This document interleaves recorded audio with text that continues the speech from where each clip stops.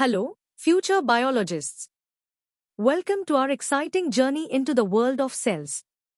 Today, we are diving deep into a fundamental concept in biology, Virchow's famous statement, omnis cellula e cellula, all cells from pre-existing cells.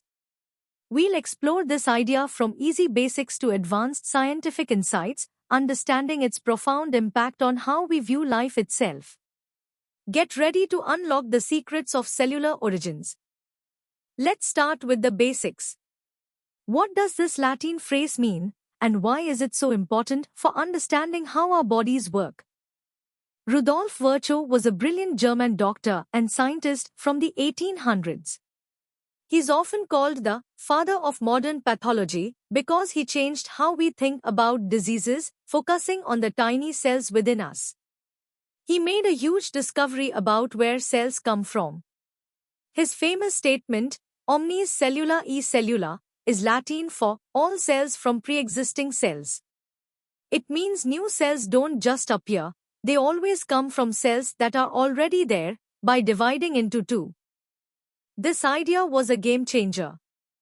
Before Virchow, many thought living things, even cells, could sometimes just pop into existence from non-living stuff, a theory called spontaneous generation. Virchow's principle proved this wrong for cells. It showed that life always comes from life, specifically, cells always come from other cells. This completed the modern cell theory, giving us a full picture of how living things are made and grow. Think about a cut healing. New skin cells grow from the existing ones, not from thin air. Now, let's test your understanding with a few quick questions. First, who proposed the idea, omnis cellula e cellula? Second, what does the phrase, omnis cellula e cellula, literally mean? And third, why was Virchow's contribution important for the cell theory? Take a moment to think about these. Ready to go a bit deeper? Let's explore the context of Virchow's discovery and how it challenged older scientific beliefs. Rudolf Virchow, born in 1821, was a true polymath, a physician, pathologist, and even an anthropologist. His groundbreaking work in the 19th century shifted medical focus from merely observing diseases in organs to understanding their origins at the cellular level. He is widely recognized for establishing cellular pathology, a cornerstone of modern medicine. His contributions were instrumental in shaping our current biological and medical understanding. For centuries, the concept of spontaneous generation was widely accepted. People believed that simple life forms, like maggots or microbes, could arise spontaneously from non-living matter. While this idea had been challenged for larger organisms, the origin of microscopic cells remained a mystery. Many still thought cells could just form from a generalized, life force or fluid without a parent cell. This was the scientific landscape Virchow entered.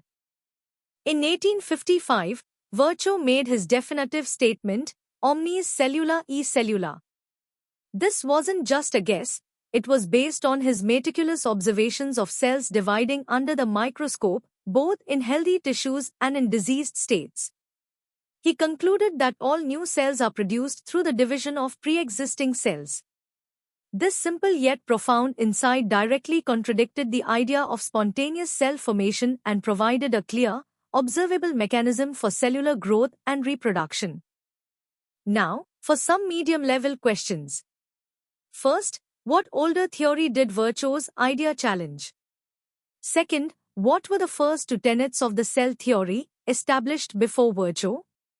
Third, how did Virchow's work contribute to the cell theory? Fourth, what field of medicine did Virchow significantly influence with his cellular insights? And finally, provide an example of spontaneous generation that was believed before Virchow's time. Let's elevate our understanding. We'll now connect Virchow's work to broader scientific endeavors and its long-term implications. The initial cell theory, proposed by Schleiden and Schwanner in the late 1830s, established that all organisms are made of cells and that cells are the fundamental units of life. However, it left a crucial question unanswered: How do new cells come into being? Some still believed in free cell formation from a non-cellular substance. Virchow's Omnis Cellula e Cellula in 1855 provided the definitive answer, completing the cell theory by stating that all cells arise from pre-existing cells. Virchow's principle was part of a larger scientific movement against spontaneous generation. While Virchow focused on cellular origins, others like Lazzaro Spallanzani in the 18th century and Louis Pasteur in the 1860s provided experimental proof against spontaneous generation for microorganisms. Pasteur's famous Swan-Neck flask experiments conclusively showed that microbes only grew in sterilized broth when exposed to pre-existing microbes from the air, thus supporting Virchow's idea at a macroscopic level. Virchow's insight had far-reaching implications. It revolutionized pathology by establishing that disease originates from changes within existing cells. This cellular pathology became the foundation of modern medical diagnosis and treatment. Furthermore, it provided the biological basis for understanding growth and development, explaining how a single fertilized egg can develop into a complex multicellular organism through continuous cell division, ensuring an unbroken lineage of cells. Time for some hard-level questions. First, what were the two original tenets of the cell theory before Virchow? Second, how did Virchow's contribution complete the cell theory? Third, name two other scientists who provided experimental evidence against spontaneous generation, supporting Virchow's idea. Fourth, explain how Virchow's principle influenced the understanding of disease. Fifth, what is cell lineage and why is it important? Sixth, how does de novo relate to spontaneous cell formation? And finally, discuss the significance of Virchow's work in the context of multicellular organism development. Prepare for the deepest dive. We'll explore the intricate mechanisms, historical debates, and cutting-edge applications stemming from Virchow's foundational principle. Before Virchow, the scientific understanding of cell origins was a murky blend of observation and speculation. While the microscope revealed cells, their genesis remained enigmatic. Early cell theorists like Schleiden and Schwanner struggled with this, proposing vague ideas of cells crystallizing from a cytoblastoma. This conceptual void allowed spontaneous generation to persist, even after Redi and Spallanzani challenged it for larger organisms.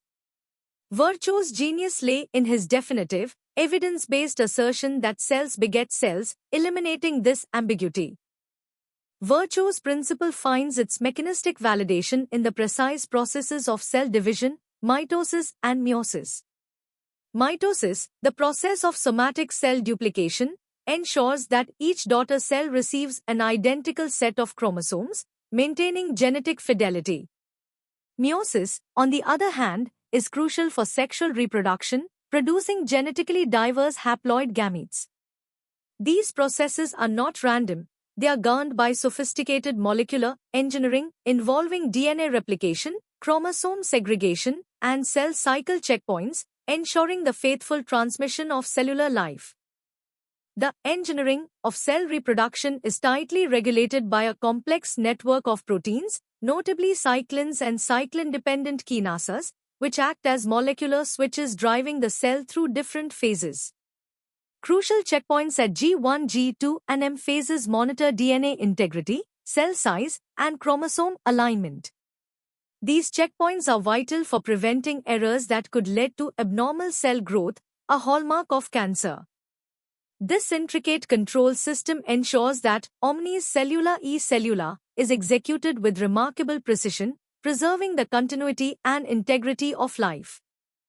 Virchow's legacy extends profoundly into modern biology.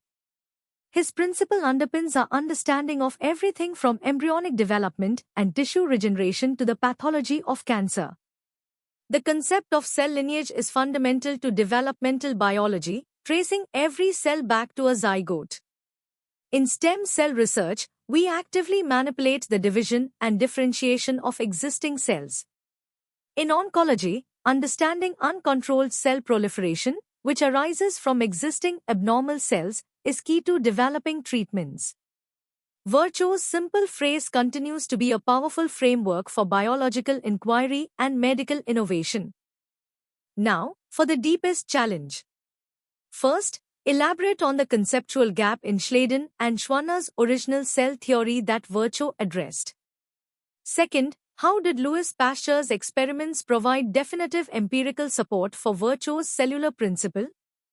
Third, differentiate between mitosis and meiosis in the context of omnis cellula e cellula.